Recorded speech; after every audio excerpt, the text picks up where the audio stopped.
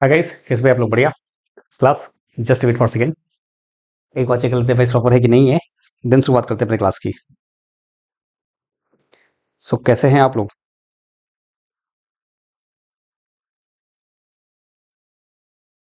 क्या हो गया भाई, कोई दिक्कत है क्या?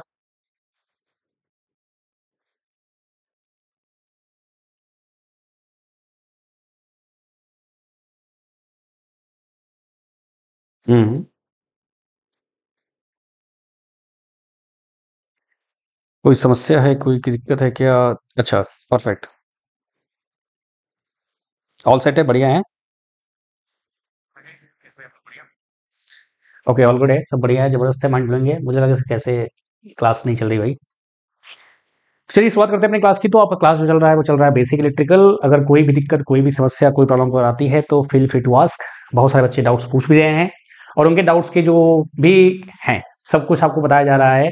अगर मैंने आपको फोन के थ्रू नहीं बताया तो आपका यहाँ पे हम बता देंगे। तो डाउट आपके डेली लिए जाएंगे। सपोज दैट अगर आप लाइव क्लास नहीं देख पाते हैं, रिकॉर्डेड क्लास देखते हैं आप, तो नंबर मैंने आपको दे रखा है व्हाट्सअप डाउट के लिए। आप वहां पे मुझसे डाउट पूछ सकते हैं।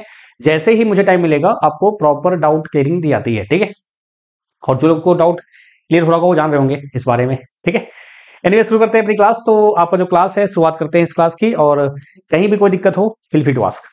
तो बात करते हैं, हमारा जो टॉपिक चल रहा है आपका बेसिक इलेक्ट्रिकल चल रहा है। क्यों चल रहा है आप देख पा रहे होंगे, क्योंकि भाई यहाँ पर चीजें आपकी जो है वो कुछ इस टाइप से हैं, ठीक है।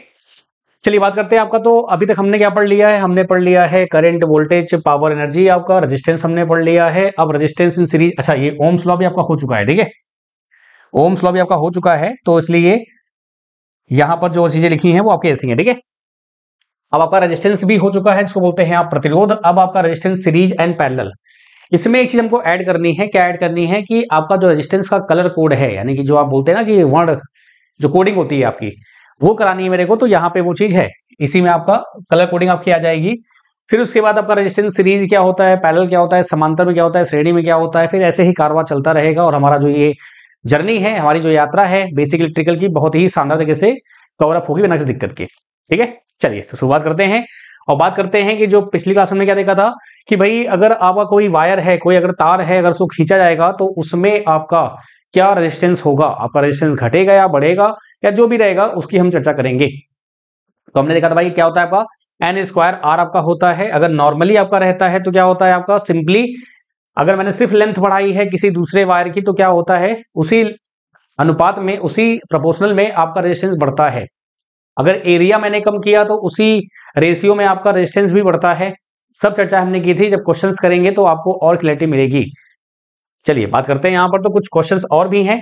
आपके 25 क्वेश्चन आई थिंक हो गए थे ना? हाँ, 25 क्वेश्चन आपके हो गए थे। अब ये जो क्वेश्चन आपका है, ये आपका क्वेश्चन नंबर है 26। तो 26 इसलिए क्योंकि भाई आपको फिर पूछने में दिक्कत नहीं आएगी ना। मान लो कोई डाउट आपको आया तो भाई आप क्या नंबर दोगे क्वेश्चन का, दिक्कत ये है।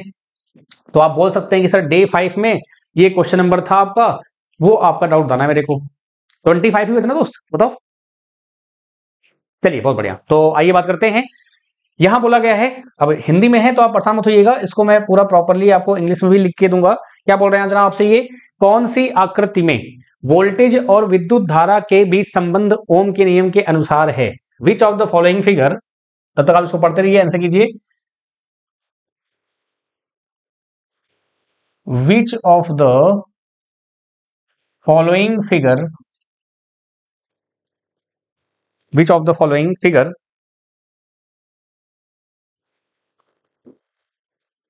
Which of the following figure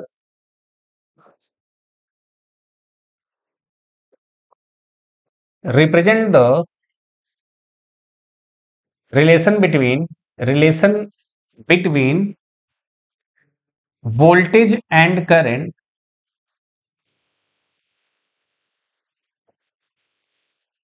by Ohm's law. यानी कि, या कि अगर मैं थोड़ा सा आपको एक्सप्लेन भी कर दूं तो आप इसको बोल सकते हैं ये आपका इसका इंग्लिश में हो गया है, ठीक है। चलिए ये बोल के आ रहे हैं आपसे कि भाई कौन सा आपका फिगर, कौन सा ऐसा ग्राफ आपका है जो ओम्स लॉ के हिसाब से आपका वी और आई में रिलेशन को मेंटेन कर रहा है। तो आप देख पा रहे हैं यहाँ पे ये जो x लिखा हुआ है बात ही खत्म हो गई है, यहाँ पे x इन्होंने लिख दिया है, ये सब टाइपिंग मिस्टेक है। यहाँ पे आपका ये i होता है, ये आपका v होता है, यहाँ पे i आपका v है, ये भी आपका नहीं होगा, आपका आंसर हो जाएगा b। अब होता क्या है कि हम जनरली क्या पढ़ते हैं, यहाँ पे v होता है, यहाँ पे i होता है। कभी कभी ऐसे क्वेश्चंस में आपसे क्या पूछ लिया जाता है कि भाई ये जो इसका स्लोप दिखा रहा है, ये स्लोप क्या है, यानी जो इसकी ढलान है ये क्या है। तो यहां पर जो इसका स्लोप होगा, आप जानते हैं जो स्लोप होता है या जो ढलान होती है उसकी जो वैल्यू हम निकालते हैं, वो कैसे निकलती है आपकी भाई साहब, आपका निकलता है सिंपली, बताओ भाई कैसे निकलता है, आपका निकलता है y अपॉन में x से। यहाँ पे जो y है वो आपका i है और जो आपका x है वो आपका v है। तो i अपॉन v जो होता है ये होता है g, इसको बोल देते हैं कंडक्टेंस। क्या बोलते हैं जनाब इसको, कंडक्टेंस यानी कि चालकता बोल देते हैं, जो कि आपके रेजिस्टेंस का क्या होता है, रिवर्स होता है। तो इसकी हम चर्चा करेंगे आगे भी, डोंट वरी अबाउट दैट। पहले जो रेजिस्टेंस वाला पार्ट है पूरा खत्म हो जाएगा, उसके बारे में इससे चर्चा करेंगे। तो चालकता आपकी होती है I अपॉन V होता है, ये आपका G होता है, इसको आप G से दिखाते हैं। इसका जो मात्रक होता है या यूनिट होता है उसको बोलते हैं मोह, आगे मैं लिखाऊंगा आपको, ठीक है, आप परेशान मत होइएगा। तो ये हो गया इसका आंसर। आगे बात करते हैं 27 की ओर। और फिर से बोल रहा हूं आपको, हिंदी इंग्लिश में घबराने का नहीं, मैं हूं ना, आपको टेंशन किसी भी चीज का नहीं लेना है, बस आप नॉन टेक पढ़ते रहिए, टेक्निकल की टेंशन मेरे पे छोड़ दीजिए। बाकी उम्मीद करते हैं कि आपका यूट्यूब पे भी साइंस वाला जो पार्ट आपका है, ताकि मैं आपकी हेल्प कर सकूं स्टेज 1 में, तो इसलिए शुरू करने वाले हैं, डोंट वरी। बात करते हैं यहां पर कि भाई ओम का नियम किस पर लागू नहीं होता है, यानी कि Ohm's law is not applied, Ohm's law is not applied in following. मतलब कि आप ऐसा बोल सकते हो कि which of the following Ohm's law is not applied, ये भी बोल सकते हो आप, यानी कि ये भी बोल सकते हो, कोई दिक्कत नहीं है, ठीक है। यानी कि ये बोल रहे हैं कि भाई इनमें से किसमें आपका ओम्स लॉ आपका फॉलो नहीं होता है। तो पहला आपका दिया हुआ है अर्धचालक, जिसको बोलते हैं आप सेमी कंडक्टर। क्या बोलते हैं आप इसको, सेमी कंडक्टर बोल देते हैं। जस्ट वेट, थोड़ा इसको मैं अच्छे से लिख दूं, सेमी कंडक्टर, ठीक है। फिर आपका दिया हुआ है इलेक्ट्रॉन के प्रतिरोध, यानी कि इलेक्ट्रॉन रेजिस्टेंस आप बोल देंगे इसको, ठीक है। क्या बोल देंगे इसको आप, इलेक्ट्रॉन रेजिस्टेंस बोल देंगे आप। फिर ये बोल रहे हैं उच्च वोल्टेज परिपथ, यानी कि हाई वोल्टेज सर्किट आप बोल देंगे, हाई वोल्टेज सर्किट। अच्छा, ये बात याद रखिएगा, एग्जाम में जब भी कोई क्वेश्चन गलत होता है या कुछ भी होता है, आपका जो इंग्लिश वाला वर्ड होता है उसको ही ये मान्य करते हैं, हिंदी वाले को ये अवॉइड कर देते हैं। और ये आपका होता है क्या, एसी सर्किट, इनका एसी परिपथ। तो आपसे इन्होंने क्या पूछा है, इन्होंने पूछा है भाई कि इनमें से किसमें आपका ओम्स का जो रूल है वो लागू नहीं होता है, अप्लाई नहीं होता है। जो ये वर्ड नहीं है ना, ये आपसे भर भर के एग्जाम में आजकल पूछा जा रहा है, भर भर के पूछा जा रहा है, लागू नहीं होता है। तो अब आप बताओ, इलेक्ट्रॉन के प्रतिरोध मीन्स क्या, मतलब कि इलेक्ट्रॉन का विरोध करता है, हाँ करता है रेजिस्टेंस, आपका कोई दिक्कत नहीं है। हाई वोल्टेज हो चाहे लो वोल्टेज हो, आपका हाई वोल्टेज चाहे लो वोल्टेज हो, आपका ओम का नियम तो लगेगा ही लगेगा। एसी में भी आप ओम का नियम अप्लाई करते हैं, V equal to I R से, वहां पे भले ही V equal to V m sine omega t हो जाता है, I equal to I m cos omega t sine omega t हो जाता है, वो बात की बात है, लेकिन वहां भी आपका अप्लाई होता है। अगर बात की जाए सेमी कंडक्टर में, तो यहां पे आप अप्लाई नहीं कर सकते हैं। अब ये सेमी कंडक्टर क्या होता है सर, अर्धचालक क्या होता है, अर्धचालक आपका होता है जिसमें आपका करंट फ्लो होता भी है और नहीं भी होता है। इसका हम डिटेल में चर्चा करेंगे, हमारी ब्रांच ही पूरी इस पे टिकी हुई है, सेमी कंडक्टर पे, ठीक है। पी टाइप क्या होता है, एन टाइप क्या होता है, जब हम एडीसी लॉ स्टार्ट करेंगे मार्च में आपका, पहले ये जो सब्जेक्ट चल रहा है आपका, इसको मैं 90% खत्म कर दूं अच्छे से, फिर उसके बाद हम दूसरा सब्जेक्ट स्टार्ट करेंगे, एडीसी लॉ का जो है, ठीक है। तो क्या हो जाएगा आंसर आपका, यहाँ पे आपका हो जाएगा आंसर आपका ए हो जाएगा, ठीक है। कोई दिक्कत आ रहा है किसी को, कोई तकलीफ, आइए आगे बढ़ते हैं, 28 पे आते हैं दोस्त। क्या बोल रहे हैं आपसे, ये बोल रहे हैं the unit of electrical conductivity. देखिए अभी आ गया ना, इलेक्ट्रिकल कंडक्टिविटी यानी वैद्युत चालकता की यूनिट क्या होती है। मैंने अभी आपसे बोला रजिस्टिविटी एंड रेजिस्टेंस, दो बातें हैं वैसे, कंडक्टिविटी एंड कंडक्टेंस। तो मैं यहां पे आपको थोड़ा सा इसका ओवर दे देता हूं ताकि तो क्लैरिटी आपको मिल जाएगी। जो आपका आर होता है उसको आप जी से दिखाते हैं, ये आपका हो जाता है ओम, तो ये आपका होता है मोह, ये आपका होता है कुछ इस प्रकार से, आपका ये सिंबल इसका होता है, तो ये आपका कुछ ऐसे होता है, ठीक है। ये हो गया आपका आर, ये हो गया आपका जी। जी जो होता है इसको बोलते हैं क्या, कंडक्टिविटी बोल देते हैं आप, कंडक्टेंस बोल देते हैं, कंडक्टेंस। अब जैसे यहां पे R इक्वल टू क्या बोलते हैं जनाब आपका, रो L अपॉन में A होता है, उसी प्रकार से अगर मैं, आप खुद सोचो कि मुझे G लिखना हो तो मैं क्या लिखूंगा, 1 अपॉन में R लिखूंगा। और जैसे ही मैं इसको 1 अपॉन में R लिखूंगा तो मैं क्या लिखूंगा भाई, यहां पर आपका जो G हो जाएगा ये हो जाएगा 1 अपॉन में रो L अपॉन में A, यानी कि आपका हो जाएगा सिग्मा A अपॉन में L। बताओ भाई क्या ये बात क्लियर है क्या, ये आपका फॉर्मूला है G इक्वल टू 1 अपॉन में रो L अपॉन A। अब जो ये आपका रो है मेरे दोस्त, ये रो क्या हो गया आपका, सिग्मा बन गया है 1 अपॉन, देखो सिग्मा क्या होता है आपका, 1 अपॉन में रो होता है।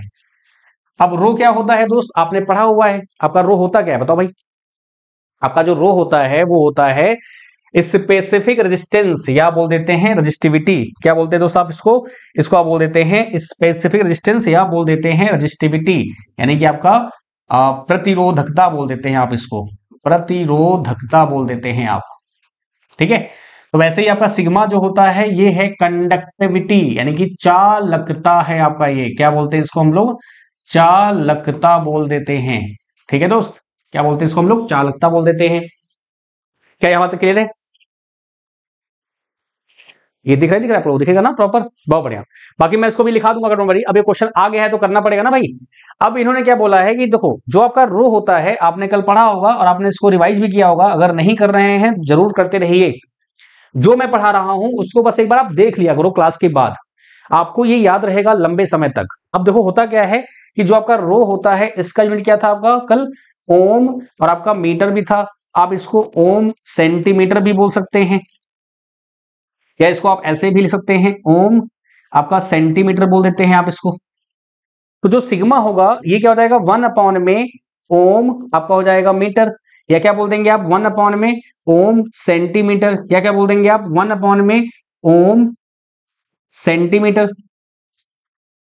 अब जो ओम होता है 1 अपॉन ओम क्या होता है, वो होता है मोह, MHO, मोह होता है। तो अगर आप देखो ध्यान से यहां पर तो क्या हो जाएगा आपका, इसको मैं अगर लिखना चाहूं, देखो बहुत ध्यान से, बहुत आराम से, सामने इधर सामने, इसका जो पार्ट है ये देखो, ये क्या, ये 1 अपॉन में ओ जो होता है क्या आपका ये मोह नहीं है, MHO, बोलो भाई।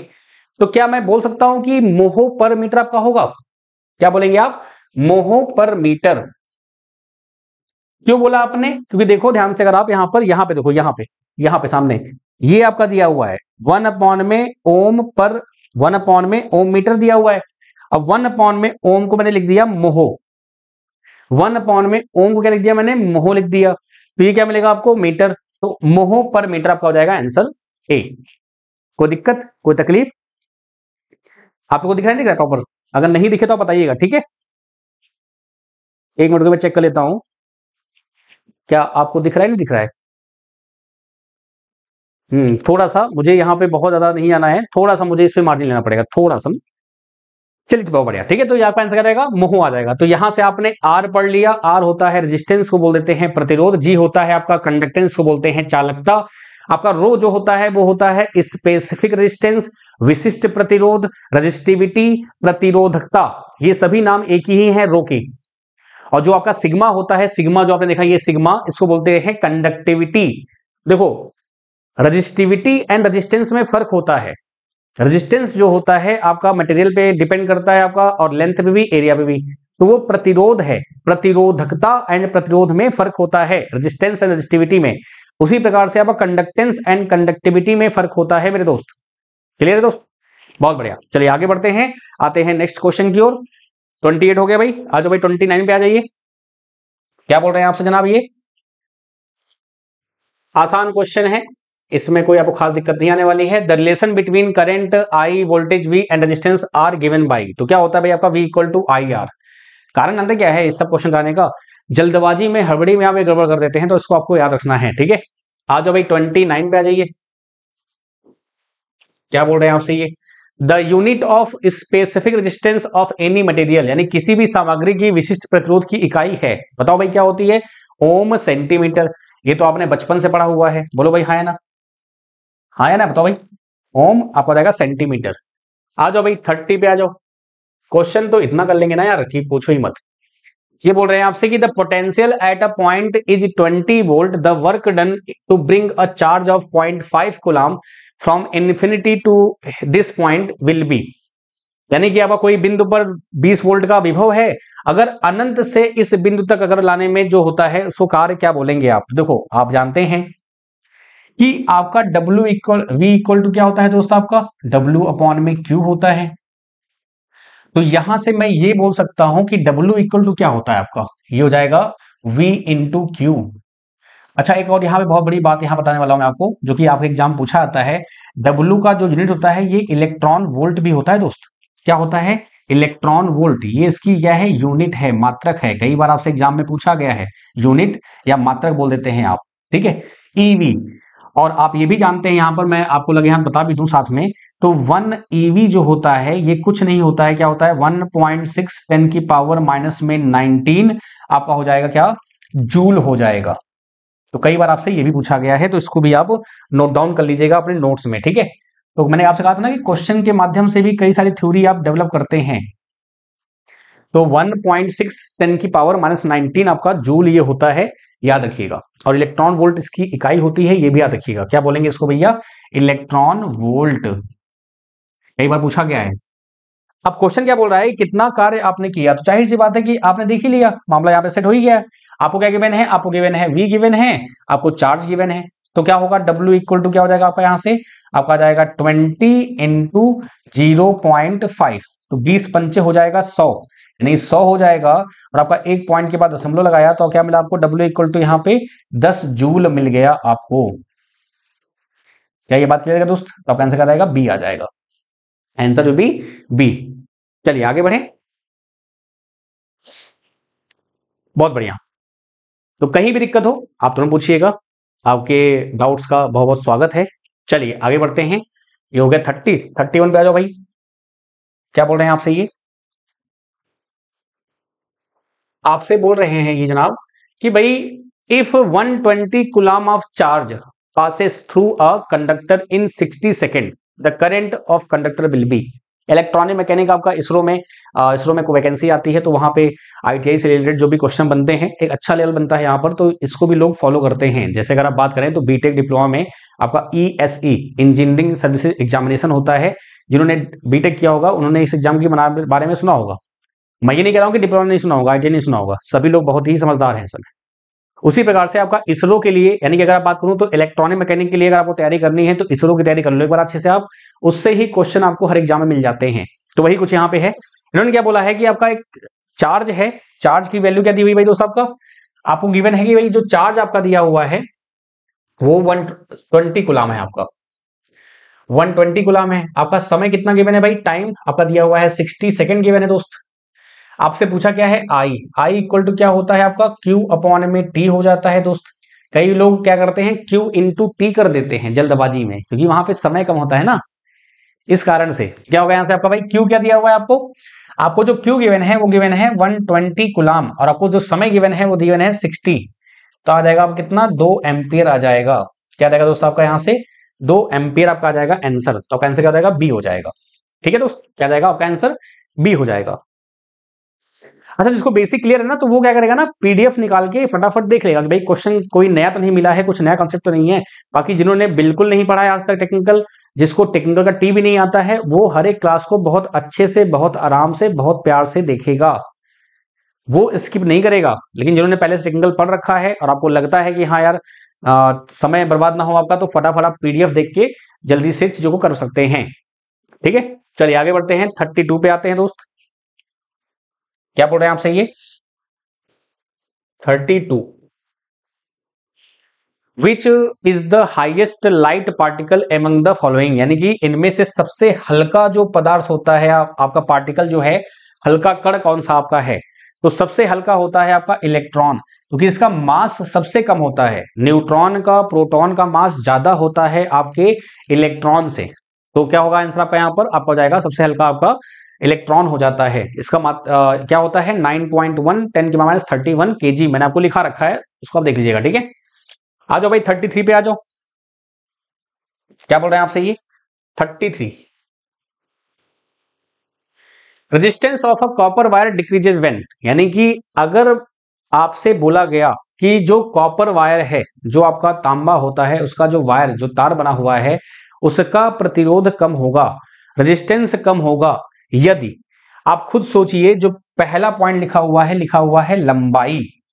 तो आपने पढ़ा है कि जो आर होता है वो प्रोपोर्शनल टू एल होता है, जस्ट पिछली क्लास में हमने पढ़ा है।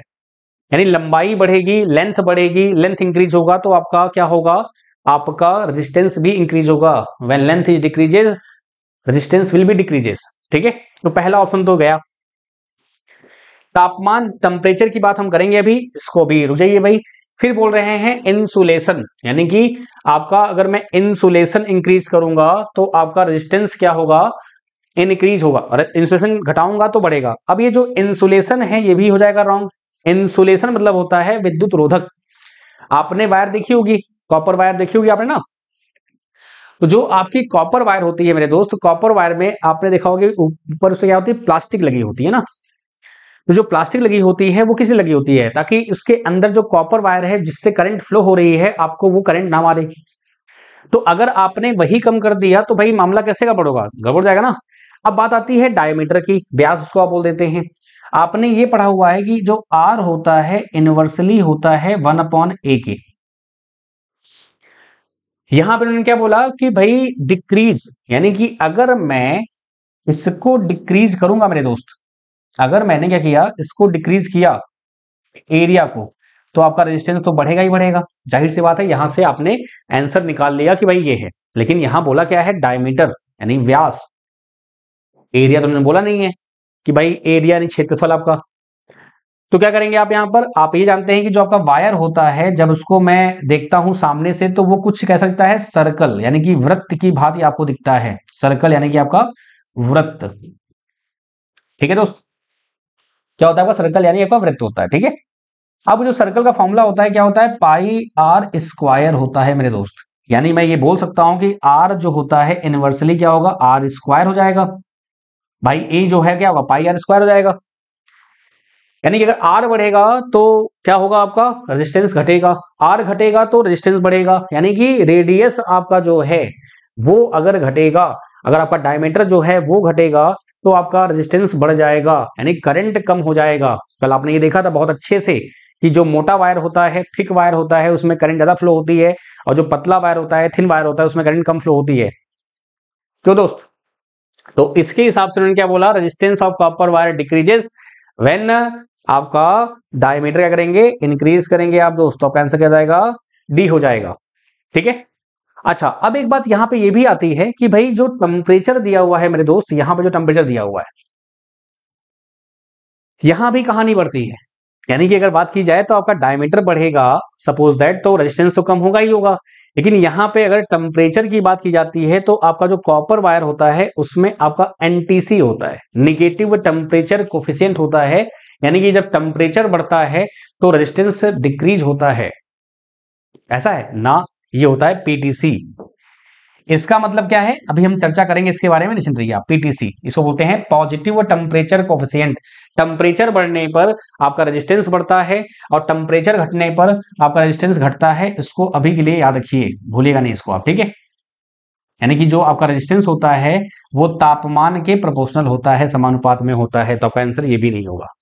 ठीक है, आपका आंसर क्या जाएगा, डी हो जाएगा, डायमीटर यानी कि व्यास बोल देंगे आप उसको। चलिए आगे बढ़े भाई, कोई दिक्कत, कोई समस्या, कोई तकलीफ, बहुत बढ़िया। अच्छा ये कैसे होता है इसकी हम चर्चा करेंगे, ठीक है, डोंट वरी। पीटीसी ये कैसे होता है, पॉजिटिव टेम्परेचर कोफिशिएंट ये कैसे होता है, इसका कारण क्या है, बात करेंगे अपन। आ जाओ भाई, 33 हो गया, आ जाओ भाई 34 पे आ जाइए भाई, 34 पे आ जाइए। The current flowing through a conductor tripled, heat generated in it become. कल हमने एक क्वेश्चन किया था, क्वेश्चन में बहुत अच्छा डाउट भी था स्टूडेंट का। हमने क्या पढ़ा था कि कल हमने कि भाई अगर मैं करंट को 8% बढ़ाता हूं, अगर मैं करंट को 8% बढ़ाता हूं, शायद 23 या 24 क्वेश्चन नंबर था, 23 या 22 क्वेश्चन नंबर था, तो आपका पावर क्या होगा। तो पावर का जो आंसर था वो भी 8% ही था। लेकिन स्टूडेंट का डाउट ये था कि भाई सर फॉर्मूला जो होता है वो क्या होता है, आई स्क्वायर आर होता है। अगर ये 8% बढ़ेगा तो ये क्या हो जाएगा, 0.8 हो जाएगा, 0.08, उसका स्क्वायर करेंगे, फिर उसके बाद पावर कुछ और आ रही है। तो ये डाउट आना बहुत ही स्वाभाविक है, बहुत लाजमी है, इसमें कोई बड़ी बात नहीं है, क्योंकि ये कंफ्यूजन होती है हमेशा और हमेशा बनी रहती है बहुत लोग के दिमाग में। यहां पे P इक्वल टू VI है, अगर मैंने I स्क्वायर R कर दिया तो वो heating effect of electric current हो जाता है। अब मजे देखो बात यहां पर कि अगर मैं P equal to I square R करता हूं तो P equal to V square upon R भी तो होता है। देखो आप, यानी कि रेजिस्टेंस बढ़ेगा तो पावर बढ़ेगा, लेकिन यहां पर रेजिस्टेंस बढ़ रहा है तो पावर घट रहा है। बात समझे आप लोग? आपका जो फॉर्मूला होता है हीटिंग इफेक्ट वाला वो I स्क्वायर R ही होता है, कभी V स्क्वायर अपॉन R नहीं होता। इसीलिए आपने उसको अलग से नाम दिया है H इक्वल टू क्या होता है I स्क्वायर RT, जो कैलोरी में आप उसको बदलते हैं। तो ये थोड़े बहुत डाउट्स अगर आपको आते हैं, कैसे भी डाउट रहेंगे, मैं फिर से बोल रहा हूं, छोटे से छोटा डाउट, एकदम बच्चों वाला डाउट या बड़ा डाउट, आप डाउट पूछो, आपका ये हक बनता है और मैं उसको क्लियरिफाई करूंगा जितना हो सकेगा, भरसक प्रयास करेंगे। आप और हम आपस में मिलकर चीजों को अच्छा करेंगे, ठीक है? कुछ आप सिखाएंगे, कुछ हम सीखेंगे, और कुछ हम सिखाएंगे, कुछ आप सीखेंगे, तो ऐसे ही कहानी चलती रहेगी। तो याद रखिएगा, ये चीज आपको ध्यान रखिएगा। अब आते हैं वापस अपने पॉइंट पर। देखिए क्या हुआ यहाँ पर, क्वेश्चन यहाँ पे कुछ और ही है। क्वेश्चन क्या बोल रहा है आपसे जनाब? यहाँ पर क्वेश्चन बोल रहा है आपसे कि भाई जो आपका करंट है उसको आपने बोल दिया है क्या, कि 3 गुना यानी ट्रिपल कर दिया। अब ये पूछ रहा है आपसे हीट जनरेटेड, तो अब आप जानते हैं कि फॉर्मूला क्या होता है हीट का, H इक्वल टू हो जाता है I स्क्वायर RT हो जाता है दोस्त। यानी जो आपका H है वो कैसे है, H proportional to I square है। अब मैंने I को 3 टाइम्स बढ़ा दिया, 3I कर दिया, तो यहां पे क्या हो जाएगा आपका H प्रोपोर्शनल टू 3I का स्क्वायर हो जाएगा, होल स्क्वायर। कितना आएगा? 9I आ जाएगा दोस्त, यानी कि 9 गुना बढ़ जाएगा। क्या होगा? 9 टाइम्स बढ़ जाएगा। कभी कभी आपसे एग्जाम में ये भी पूछ लेते हैं कि भैया जो आपका हीट है वो ज्यादा डिपेंड किस पे कर रहा है, ज्यादा निर्भर किस पे हो रहा है, आपके I पे कि R पे? आपका जो I है वो स्क्वायर है, तो इसकी वैल्यू ज्यादा इफेक्ट डालेगी हीट को, आपका R की वैल्यू जो होगी वो कम डालेगी। बात समझ नहीं है दोस्त? तो आपका आंसर यहां से आपका 9 टाइम्स आपका हो जाएगा आंसर आपका। चलिए आगे बात करते हैं। नेक्स्ट दिया हुआ है 35। बताइए क्वेश्चन क्या होगा इसका मतलब? 35, what is the number of electron flowing, following लिखा हुआ है, फ्लोइंग थ्रू अ वायर, वही है, प्रिंटिंग मिस्टेक है, carrying 1 ampere current of 1 second. मैंने आपको ये कहा रखा था ना, अगर आपको याद हो तो थ्योरी पार्ट में मैंने आपको स्टार्टिंग में बताया था कि भाई जो आपका करंट फ्लो होता है क्या होता है भाई, Q इक्वल टू आपका हो जाता है I इंटू टी, और Q इक्वल टू क्या होता है आपका NE हो जाता है। इन दोनों से क्या करेंगे आप, I जो आपका आएगा क्या आएगा आपका आ जाएगा NE अपॉन में T हो जाता है। फिर यहां पे हम वैल्यू पुट कर देते हैं, ठीक है? तो ये हो जाएगा आपको N पूछा, सॉरी आपसे N पूछा है ना, तो क्या होगा यहां से आपका हो जाएगा I इंटू टी, और आपका हो जाएगा NE। तो आपका N पूछा है तो हो जाएगा I इंटू टी अपॉन में E। वैल्यू पुट कर देंगे तो क्या मिलेगा आपको 6.25 10 की पावर 18 इलेक्ट्रॉन। कोई दिक्कत? चलिए आगे बढ़े, आ जाओ भाई, 35 हो गया, 36 पे आ जाओ भाई। पूछ रहे हैं आपसे भाई जो आपका करंट फ्लो होता है 36, धारा की उपस्थिति ज्ञान होता है, यानी कि नॉलेज ऑफ, यानी कि फील बोल सकते हैं आप, इफेक्ट बोल सकते हैं, जो भी बोलना बोल सकते हैं आप, यानी कि knowledge of current will be, यानी कि आपको कैसे पता चलेगा, ठीक है? Presence of electric current, presence of electric current,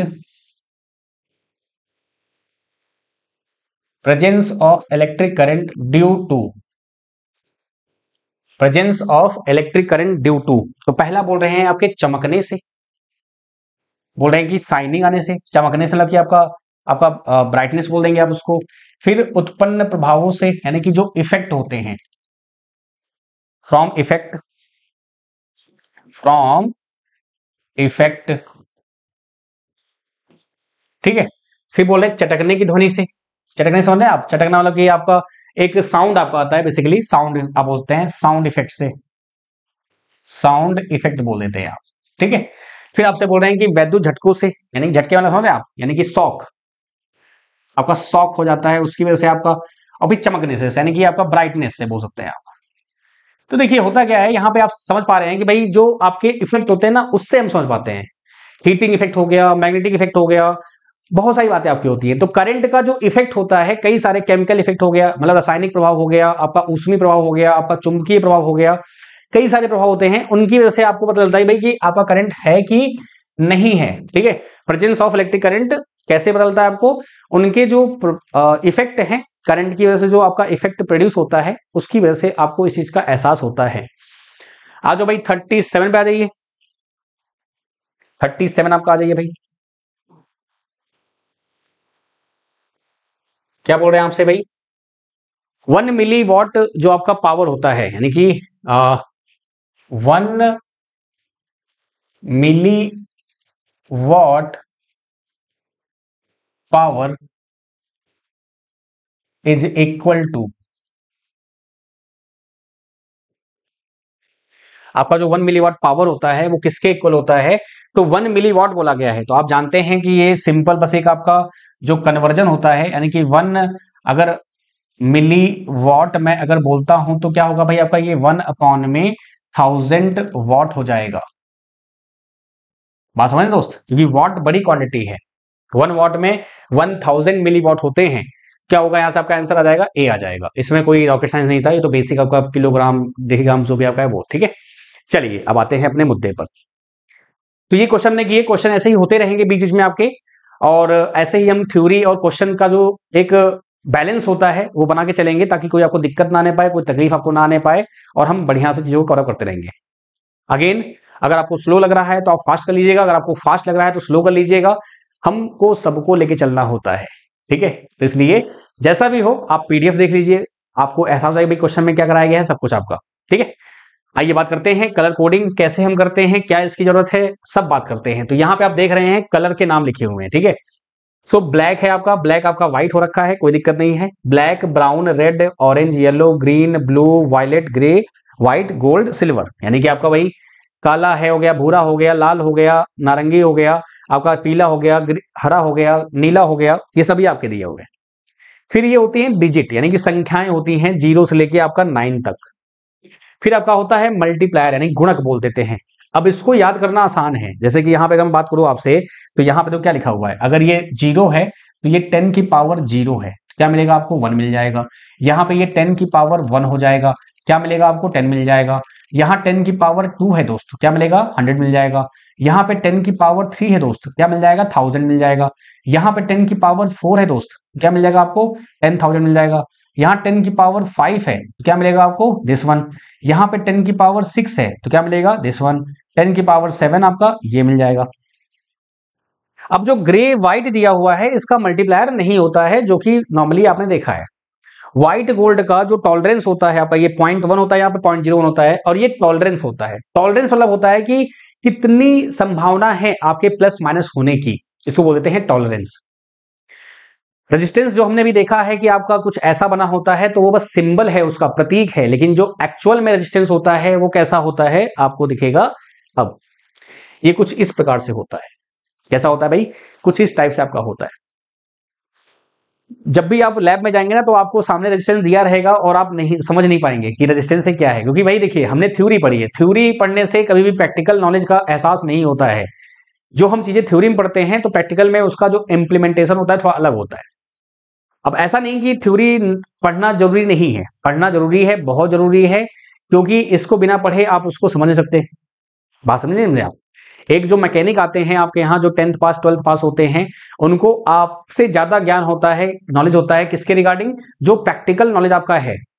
लेकिन जो उसके पीछे का लॉजिक है कि भाई अमीटर कैसे काम करता है, वोल्ट मीटर कैसे काम करता है, ये आपको अच्छे से पता होता है, उनको ये पता नहीं होता।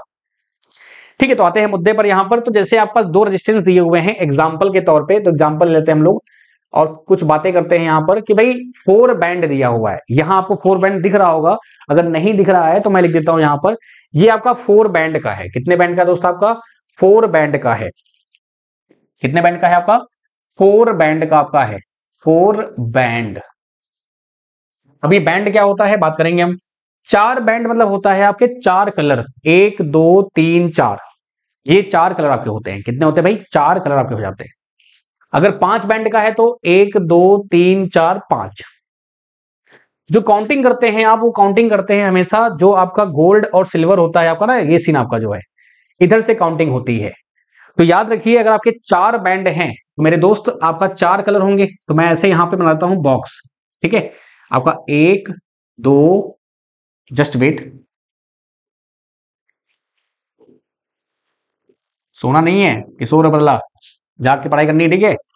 1 2 3, ठीक है, 1 2 3 4। अब 4 बैंड में अभी आपने क्या देखा था, अभी आपने देखा कि भाई आपका डिजिट होता है, मल्टीप्लायर होता है, टॉलरेंस होता है, ये सब होता है। अब होता क्या है कि कभी कभी टॉलरेंस आपको दिया होता है, कभी कभी नहीं दिया होता है। ये आप डिसाइड करेंगे क्वेश्चन में ऑप्शन को देखकर। आपको क्वेश्चन दिया रहेगा, उसमें आपको ऑप्शन दिया रहेगा, उस ऑप्शन को देखकर आप डिसाइड कर लेंगे कि भाई कि आपका टॉलरेंस यूज करना है या नहीं करना है। बात समझ नहीं आया दोस्त? तो यहां पे डिजिट है, मल्टीप्लायर, टॉलरेंस है। अब अगर आप देखें ध्यान पर, यहां पे तो यहां आपको वैल्यू दे दी है, पहले से आपको वैल्यू फाइंड करनी थी, लेकिन यहां पर उन्होंने दे रखा है कि ये 4.7 किलो ओम का रेजिस्टेंस है और इसमें 10% का टॉलरेंस है। टॉलरेंस हमेशा परसेंटेज में होता है, आप देख पा रहे होंगे, ये देखिए सामने आपके। और जो 10% है यहां पे आप देख पा रहे होंगे, 10% क्या आपका दिया हुआ है, सिल्वर दिया हुआ है। तो ये जो कहानी लिखी है यहां पर, तो ये पहला जो लिखा हुआ है ये आपका सिल्वर है। ये जो है क्या आपका, ये आपका सिल्वर है दोस्त, ठीक है। क्या आपका ये सिल्वर दिया हुआ है, दूसरा रेड दिया है, फिर आपका दिया हुआ है ये क्या बोलते हैं इसको हम लोग, वॉयलेट बोल देते हैं, वॉयलेट, और ये आपका हो गया येलो। तो याद रखिए कि जब भी आपको अगर मल्टीप्लायर दिया है तो आपका एक मल्टीप्लायर हो जाएगा, सॉरी, आपका पहले एक टॉलरेंस होगा, नॉट मल्टीप्लायर, पहले टॉलरेंस होगा, फिर मल्टीप्लायर होगा, फिर जो बचा वो डिजिट होगा। बहुत ध्यान समझिएगा, यहां पे जो डी लिखा हुआ है इसका मतलब है डिजिट, यहां पे जो डी लिखा हुआ है इसका मतलब है डिजिट, एम जो लिखा हुआ है इसका मतलब है मल्टीप्लायर यानी गुणक, जिससे हम गुना करने वाले हैं, जिससे हम मल्टीप्लाई करने वाले हैं। और जो टी लिखा हुआ है इसका मतलब होता है टॉलरेंस। टॉलरेंस आपका हो भी सकता है, नहीं भी हो सकता है, एग्जाम के पॉइंट ऑफ व्यू से, क्वेश्चन के पॉइंट ऑफ व्यू से उसको आप समझ लेते हैं अपने हिसाब से। अगेन डिजिट कितनी भी हो सकती हैं, मल्टीप्लायर एक ही होगा, टॉलरेंस एक ही होगा, बस डिजिट कितनी भी होंगी, मल्टीप्लायर एक ही होगा, टॉलरेंस आपका एक ही होगा। अगर बात करूं मैं यहां पर, तो यहां पे भी कुछ इस प्रकार से हम इसको ड्रॉ करेंगे, 1 2 3 और आपका ये हो जाएगा 4, ठीक है। जब ये आपका 4 हो जाएगा तो क्या बोलेंगे आप यहां पर, जस्ट वेट, ये आपका हो जाएगा थोड़ा सा इसको बढ़ा के ऐसे। तो ये कहानी आपकी ऐसे। तो यानी क्या बोलेंगे आप, यहां भी आप देख पा रहे हैं कि यहां पर मल्टीप्लायर दिया हुआ है, तो आपका हो जाएगा टॉलरेंस मल्टीप्लायर, फिर आपका डिजिट 1, डिजिट 2 और डिजिट 3। यानी कि यहां पे कितनी डिजिट होंगी भाई साहब की, आपकी 3 हो जाएंगी, 3। यहां पे कितनी है, 2। तो डिजिट कितनी भी होंगी, लेकिन आपका जो टॉलरेंस होगा और आपका जो मल्टीप्लायर होगा वो आपका एक ही रहेगा। अब आते हैं मुद्दे पर। टॉलरेंस जो दिया है ये आपका हो गया सिल्वर, यानी कि चांदी बोल देंगे आप इसको, क्या बोल देंगे, चांदी। ये आपका सिल्वर है, तो इसमें कितना आ जाएगा भाई, आपका 10% आ जाएगा, यानी कि प्लस माइनस। टॉलरेंस हमेशा प्लस माइनस होता है, याद रखिएगा, इसको भूलिएगा नहीं। जो मल्टीप्लायर है वो आपका रेड है, ये आप देख रहे हैं लाल। तो मल्टीप्लायर आपका रेड दिया हुआ है, रेड का कितना होता है, 100।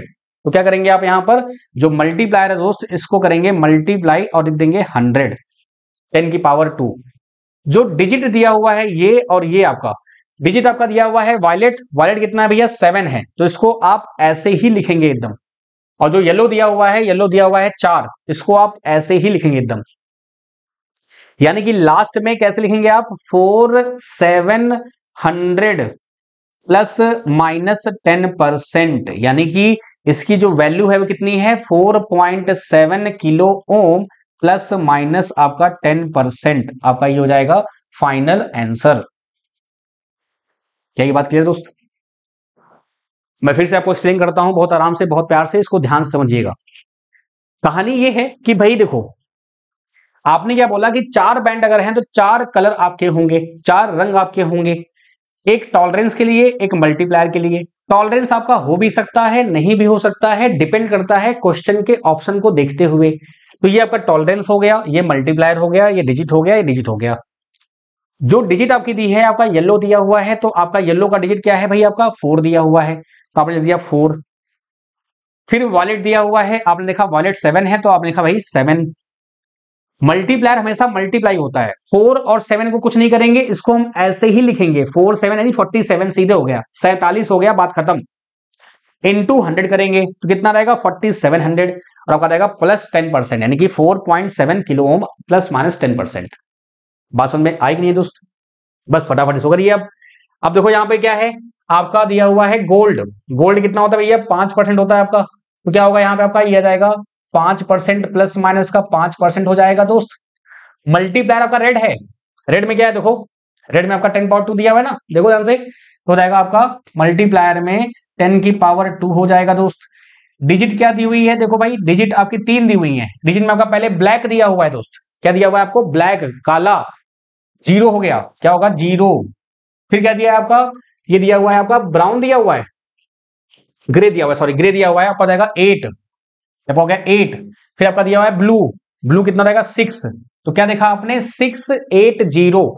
फिर से रिपीट कर रहा हूं मैं, डिजिट डिजिट डिजिट 680 10 की पावर 2, यानी जब इसको मैं सॉल्व करूंगा मेरे दोस्त, तो यहां पे जो आने वाला है कहानी वो ये आने वाला है कि 68000 प्लस माइनस 5%, या आप ये बोल सकते हैं कि 6.8 किलो ओम दिया हुआ है और प्लस माइनस आपका 5%।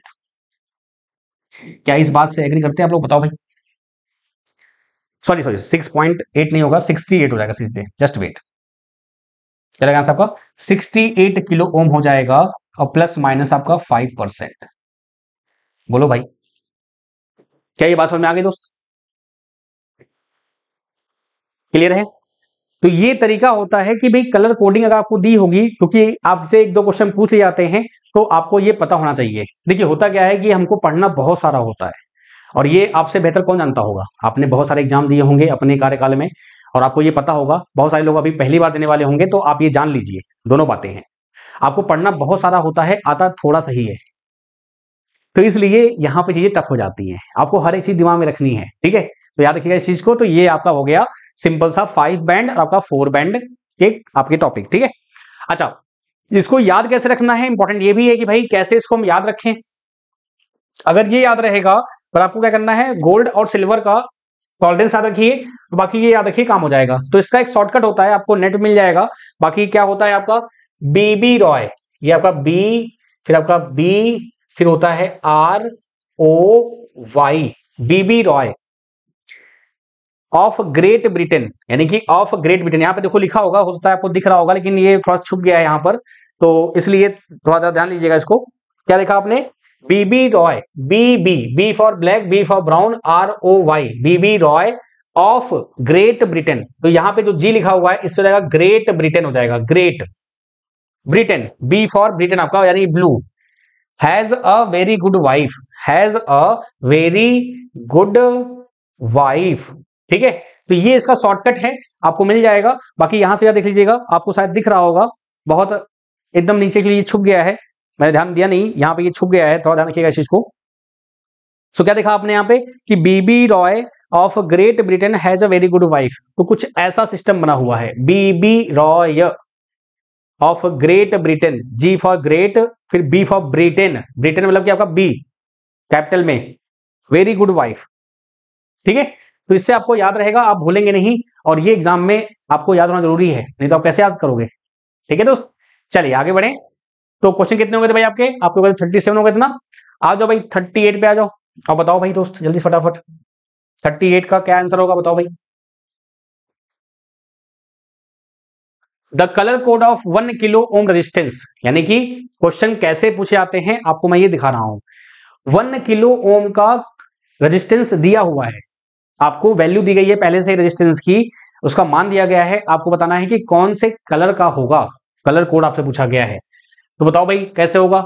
यहां पे टॉलरेंस दिया है क्या दोस्त? बिल्कुल नहीं दिया हुआ है, और आप देख पा रहे होंगे ऑप्शंस के साथ कि यहां पे 3 बैंड की बात हो रही है। कितने? 3 बैंड की बात हो रही है, 3 बैंड की बात हो रही है, यानी फटाक से करेंगे आप, बनाएंगे 3 बैंड्स तुरंत,